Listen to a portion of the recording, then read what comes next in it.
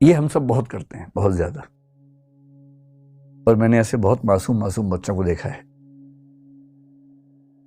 छोटे बच्चे भी जैसे पहली बार कोई पसंद आ गया उनको, मान लीजिए, स्वाभाविक सी बात है, ऐसा तो हो ही जाता है। 10वीं 12वीं ग्रेजुएशन में किसी को देखकर अच्छा लगना है तो बहुत स्वाभाविक है। अगर बिल्कुल नहीं ऐसा हो रहा है तो चिंता की बात है, और हो रहा तो नॉर्मल बात है।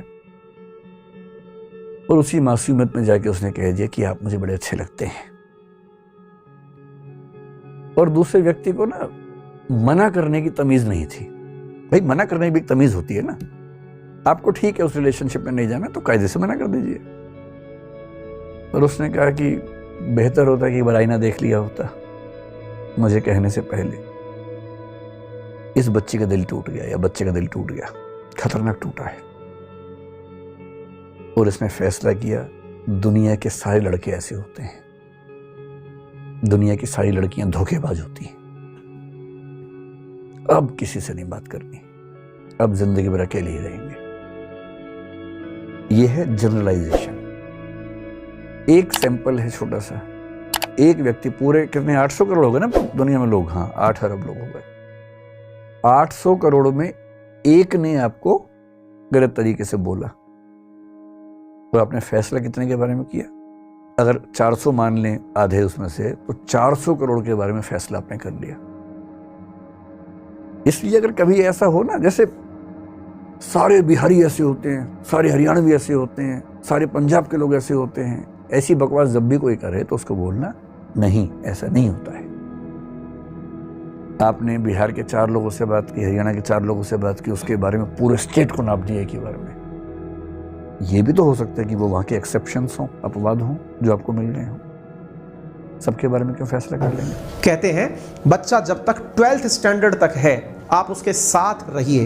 तरीके आपके हो सकते हैं, आप उसे मित्र बनाकर साथ रखते हैं, आप उसके साथ में कैसे रहते हैं, आपको उसके हर सुख दुख का पता होना चाहिए।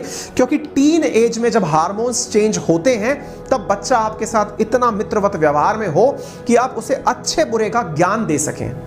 अच्छे बुरे का ज्ञान देने का अर्थ यह है कि उसके बॉडी में हो रहे परिवर्तन जो हार्मोनल हैं, जब वो एक अपोजिट सेक्स की तरफ आकर्षित होता है अथवा सेम सेक्स की तरफ आकर्षित होता है, लेकिन वो आपसे अपनी बातें साझा कर सके, ये आपका व्यवहार उसके साथ हो।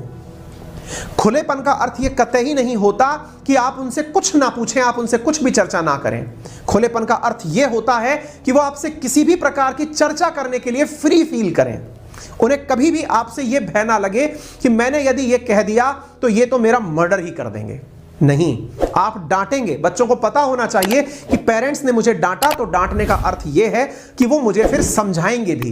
इनकी डांट कड़वी जरूर है, लेकिन इसके बाद ये मुझे सलाह भी देंगे, मुझे अच्छा विकल्प भी प्रस्तुत करेंगे।